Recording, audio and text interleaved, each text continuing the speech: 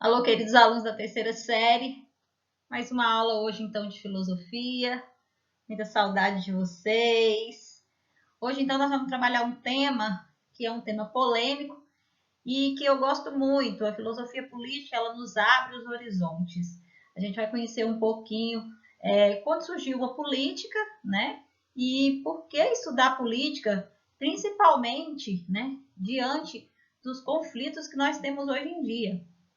Uma coisa interessante é que a maioria desses conceitos eles vieram da antiguidade. Dando continuidade, então, né, vamos conhecer um pouquinho mais sobre essa trajetória, que é uma trajetória fantástica. Nós vamos estar aqui nesse slide que eu trouxe para vocês, conhecendo quem foram os principais pensadores, a filosofia na Grécia, o que são os contratos sociais, né, o poder do Estado, a filosofia política e os sistemas econômicos. Continuando, então, a filosofia, ela sempre se propôs a investigar os caminhos, os percalços e melhor forma para a convivência em sociedade.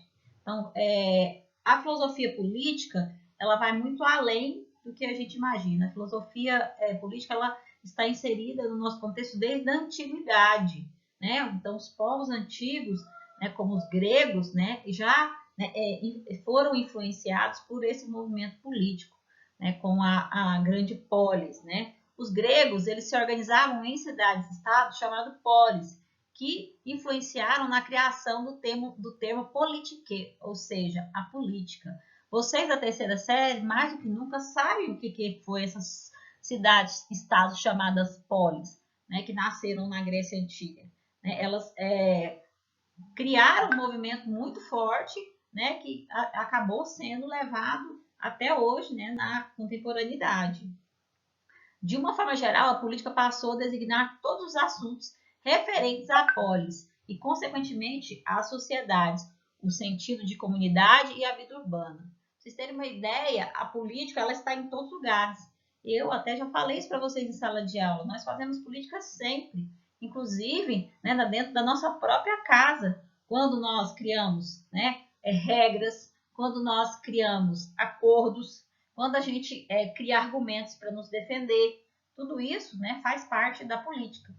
Os principais pensadores dessa filosofia política que nós vamos estar estudando são esses aqui, ó. No caso, né, o Thomas Hobbes, o John Locke, o Jean-Jacques Rousseau e o Nicolau Maquiavel, que é o primeiro, após esses slides, na próxima aula nós vamos estar trabalhando principalmente as teorias de Nicolau Maquiavel, que criou um livro muito famoso que é usado, inclusive, até hoje nos manuscritos políticos, que é O Príncipe, né, um livro muito famoso escrito por Nicolau Maquiavel. O Karl Marx, né, que foi um dos principais pensadores da filosofia política, a estruturar suas teorias com base nos sistemas econômicos. Lembram disso? O socialismo, né, que foi criado, né, e projetado pelo Karl Marx. A filosofia política na Grécia. O filósofo teve como principal inspiração o pensamento e ideias de Sócrates, seu mestre condenado à morte por ter um comportamento considerado subversivo para a época. Por que nós estamos falando de Sócrates? Sócrates era um sujeito extremamente político, né? Ele ensinava, né, as pessoas sem nenhum tipo de cobrança, ele não cobrava nada, nenhum tipo de salário, e ele fazia com que as pessoas criassem o movimento do argumento, que é sim um movimento da política. Platão acrescentou sua própria contribuição ao pensamento socrático e criou obras como a República e as Leis. A partir desses escritos surgiram diversas reflexões sobre as questões do homem e o seu convívio em sociedade, o que gerou as primeiras discussões e avaliações políticas. Vocês verem então a importância, né, da política, né, no contexto histórico. Esses contratos sociais, né, dentro desse conceito político que foi criado a partir da Grécia Antiga, que criaram-se esses contratos sociais, né, porque o homem por si só, né, ele não consegue, né, sem ter nenhuma regra que o aborde, né, contribuir para o meio, né, se ele não for vigiado, no caso, se ele não ter leis que influenciam, né, o seu comportamento na sociedade. A ideia de Thomas A ideia de homem como animal político perdurou até o século XVII, quando Thomas Hobbes levantou a hipótese que a sociedade se organizava a partir de um contrato social, em que cada indivíduo prezava pela sua própria conservação dentro do convívio social, que implica na perda de um pouco de sua liberdade. E isso é bem verdade.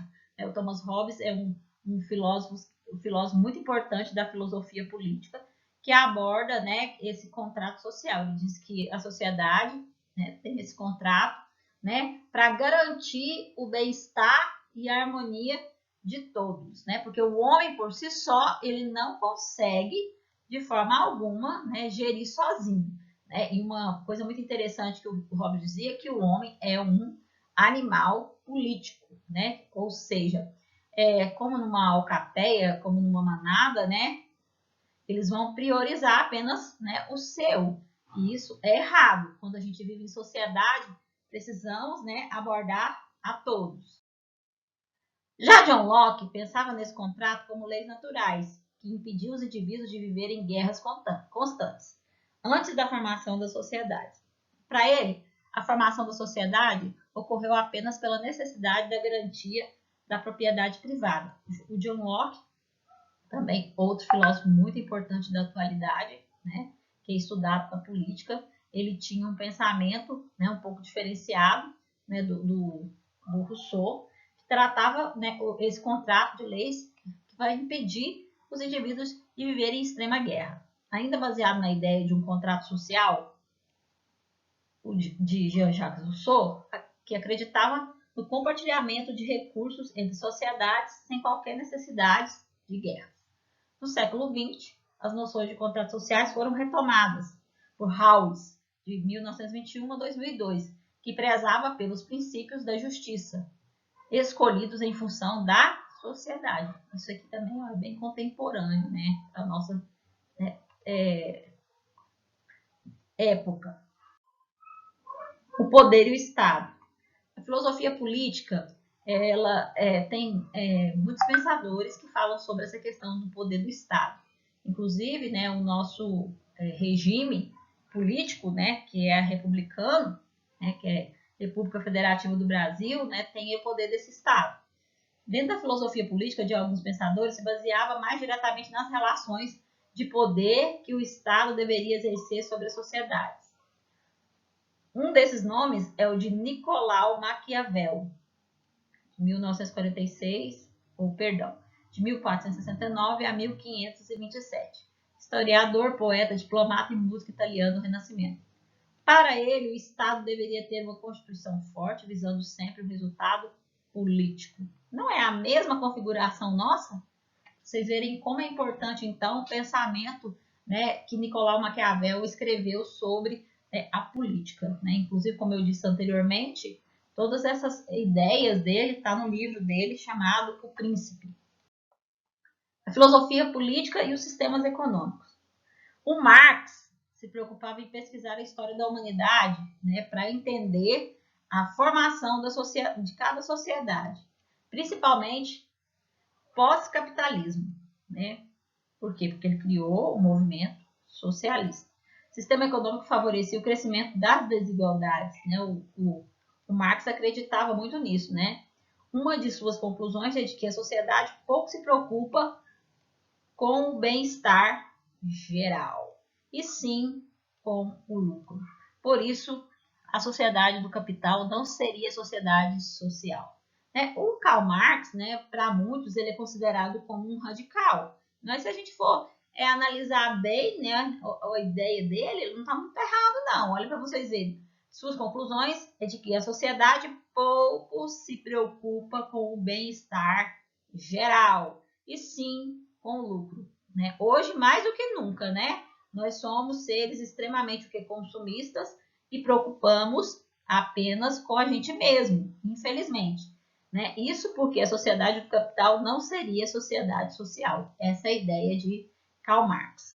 Para terminar, eu trouxe para vocês aqui um pequeno textinho, né, de um famoso autor, Bertolt Brecht, e do Paulo Freire, para a gente refletir um pouquinho sobre essa questão política.